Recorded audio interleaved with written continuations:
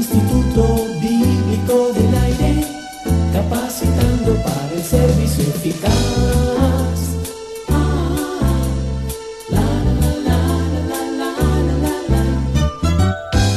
Saludos y gracias por asistir a esta clase del Instituto Bíblico del Aire.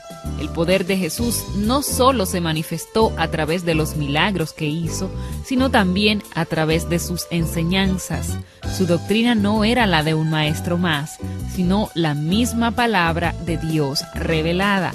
En la clase de hoy veremos cómo Jesús aprovechó el incidente de una discusión para darnos algunas de sus enseñanzas más poderosas en las Escrituras. Estamos en el capítulo 7 del Evangelio de Juan y a continuación Alberto Valle nos presenta este maravilloso estudio. Escuche con atención. Le doy la bienvenida a esta nueva clase del Instituto Bíblico del Aire, apreciado amigo y amiga. Permítame hacerle una pregunta de repaso sobre los estudios que hemos estado presentando en el Evangelio de Juan últimamente, antes de continuar nuestros estudios. ¿Se ha fijado usted en las diferentes maneras que Jesús enseñó en los Evangelios? Él enseñó por medio de entrevistas y también a través de todo lo que fue e hizo. En él estaba la vida, y la vida era la luz de los hombres. Él enseñó por medio de sus grandes discursos, sus predicaciones y sermones, como por ejemplo las parábolas. Pero él también enseñó en el contexto de diálogos.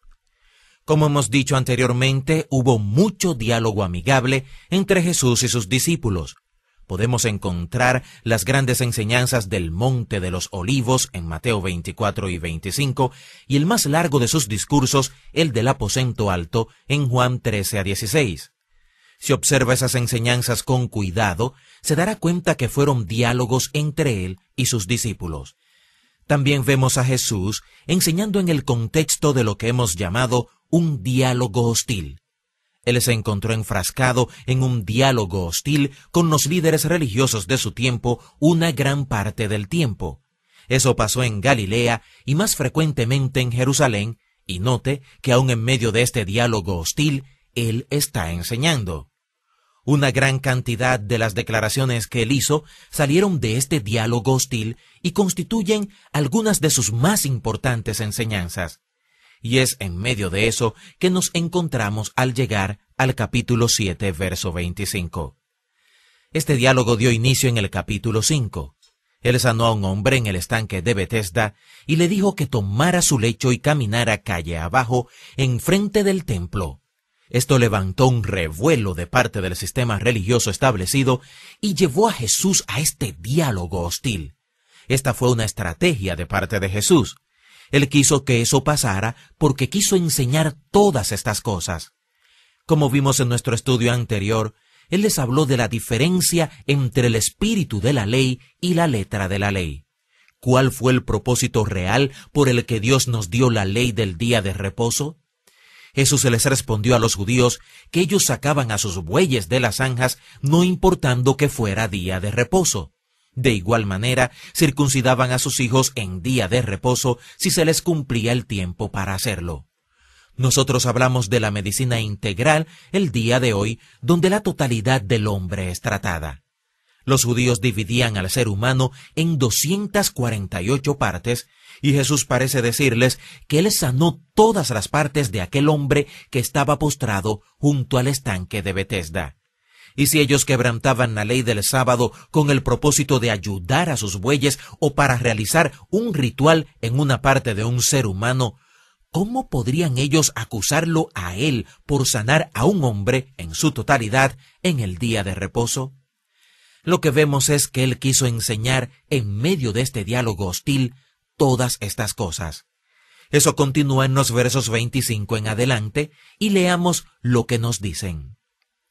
Decían entonces unos de Jerusalén, ¿no es este a quien buscan para matarle? Pues mirad, habla públicamente y no le dicen nada. ¿Habrán reconocido en verdad los gobernantes que este es el Cristo? Pero sabemos de dónde es, mas cuando venga el Cristo nadie sabrá de dónde sea. Jesús entonces, enseñando en el templo, alzó la voz y dijo, A mí me conocéis y sabéis de dónde soy, y no he venido de mí mismo. Pero el que me envió es verdadero, a quien vosotros no conocéis. Pero yo le conozco, porque de él procedo, y él me envió. Entonces procuraban prenderle, pero ninguno le echó mano, porque aún no había llegado su hora. Y muchos de la multitud creyeron en él y decían: ¿El Cristo, cuando venga, hará más señales que las que éste hace? Los fariseos oyeron a la gente que murmuraba de él estas cosas, y los principales sacerdotes y los fariseos enviaron alguaciles que le prendiesen. Como usted puede ver, este diálogo continúa. Y como dijimos, la gente con quienes él está dialogando cae dentro de varias calificaciones. Algunas traducciones se refieren a las autoridades, otras a los gobernantes, queriendo indicar que se trataba de los sacerdotes y los fariseos, quienes eran el sistema religioso establecido. Cuando se nos habla de los judíos o de los de Jerusalén, se refiere a la gente que vivía alrededor de Jerusalén y eran seguidores de los judíos, y probablemente sabían que los líderes religiosos tenían un complot para matar a Jesús. Y esta gente simpatizaba con esa idea, según algunos estudiosos. Sin embargo, también se nos habla de la multitud. Estos eran los peregrinos que estaban en Jerusalén para celebrar la fiesta de los tabernáculos. Esta multitud parece estar realmente abierta a Jesús, y son ellos los que hacen preguntas como: ¿habrán llegado las autoridades a la conclusión de que este es el Cristo? Y aquí encontramos nuevamente el argumento básico del Evangelio de Juan. Juan nos da todas estas señales para convencernos de que Jesús es el Cristo. Ese es el tema que aparece una y otra vez en este Evangelio, y en esta ocasión es la multitud de peregrinos la que lo enfoca para nosotros. Su aseveración fue: cuando el Cristo venga, nadie sabrá de dónde venga. Hay algunas cosas que ellos no entendían aquí.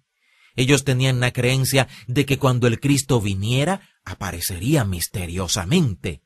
Prácticamente lo esperaban como caído del cielo, sin genealogía, sin trasfondo. Malaquías nos dice que cuando él viniera lo haría subrepticiamente, sin que nadie lo esperara. Pero ellos tomaron algunos de estos versos para dar a entender que él no vendría a través de los canales humanos, que nacería como lo hizo en un pesebre. Hay un sentido en el que Jesús no llegó a existir a partir del momento de su nacimiento en aquel pesebre en Belén, y eso es lo que Juan está tratando de decirnos. Jesús está tratando de decirle a la multitud: ustedes saben quién soy y saben de dónde he venido. Yo no estoy aquí por mí mismo, pero aquel que me envió es verdad y ustedes no lo conocen a él, pero yo le conozco porque salí de él y él me envió. Recuerde que Juan nos dijo al principio de este Evangelio: en el principio era el Verbo, y el Verbo era con Dios, y el Verbo era Dios. Pero él estaba en el principio con Dios. En la oración sacerdotal de Juan capítulo 17, en el versículo 5, él nos dijo: dame la gloria que tuve contigo antes que el mundo fuese. Jesús existió antes de su nacimiento. Creemos en la encarnación de Cristo. Así que hay un sentido en el cual podemos decir que esto es verdad. Pero ellos probablemente no entendieron lo que él estaba tratando de decirles. Dice en el verso 28 que Jesús enseñaba en el patio del templo, y la palabra que se usa aquí significa originalmente vociferar, hablar en alta voz con dinamismo y elocuencia, enfáticamente. Así proclamaba él esta verdad. Nos dice que ellos lo rodearon, pero su tiempo no había llegado todavía. Algunas traducciones dicen su hora no había llegado. Esa frase se repite una y otra vez a lo largo del Evangelio de Juan y nos lleva hasta el capítulo 12. En el capítulo 12, él enfrenta la cruz. Como hemos dicho antes, la mitad de este Evangelio cubre los primeros 33 años de la vida de Jesús y la otra mitad se concentra únicamente en la última semana de su vida. Esa última semana comienza en el capítulo 12, cuando él enfrenta la cruz y se expresa diciendo: Padre, la hora ha llegado. Así que muchas veces se nos dice en el Evangelio de Juan que su hora no había llegado. Así que ellos no pudieron atraparlo. Había un tiempo dispuesto por Dios para que él muriera, y hasta que esa hora no llegara, ninguno podía quitarle la vida. Pero entonces se nos dice en el verso 32 que ellos habían preguntado, «¿Cuando venga el Cristo, harán más señales milagrosas que este hombre?»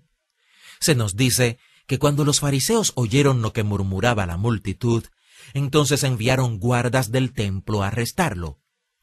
Permítame dar un salto al verso 45 y 46 por un momento para notar lo siguiente. Estos guardas del templo son enviados a arrestarlo, pero regresan sin él y lucen como niñitos fascinados con Cristo. Cuando los fariseos les preguntan por qué no lo trajeron, los guardas sencillamente les responden, «Nadie nunca ha hablado como este hombre».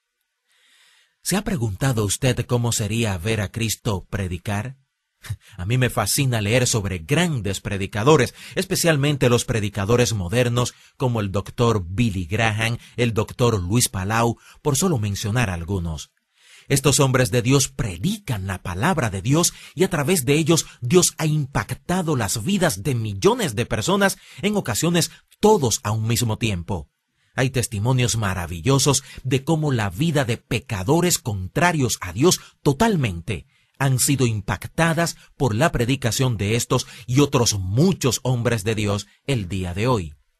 Le invito a leer sobre estos grandes predicadores. Usted encontrará que no se trata de ellos mismos, sino que Dios está ungiendo sus vidas y ministerios para lograr a través de ellos el impacto que desea en el mundo. Y si eso sucede con estos hombres de Dios, ¿puede imaginarse lo que sería haber escuchado predicar al mismo Señor Jesucristo? El tiempo se nos termina, pero le invito a que hablemos sobre este aspecto del ministerio de Jesús en nuestra próxima clase. Espero que, Dios mediante, nos pueda acompañar. Hasta aquí la enseñanza de hoy en el Instituto Bíblico del Aire. Esperamos que lo aprendido en esta lección les sea de mucha ayuda. En nuestro próximo programa continuaremos con los estudios sobre el Evangelio según San Juan. Entre tanto, confiamos que nos escribirá para dejarnos saber en qué forma este programa es de bendición a su vida. No olvide solicitar los materiales que acompañan esta serie de estudios. Escríbanos al Instituto Bíblico del Aire, P.O. Box 2805, Miami, Florida 33265, Estados Unidos, o al correo electrónico iba@transmundial.org. Hasta nuestra próxima clase.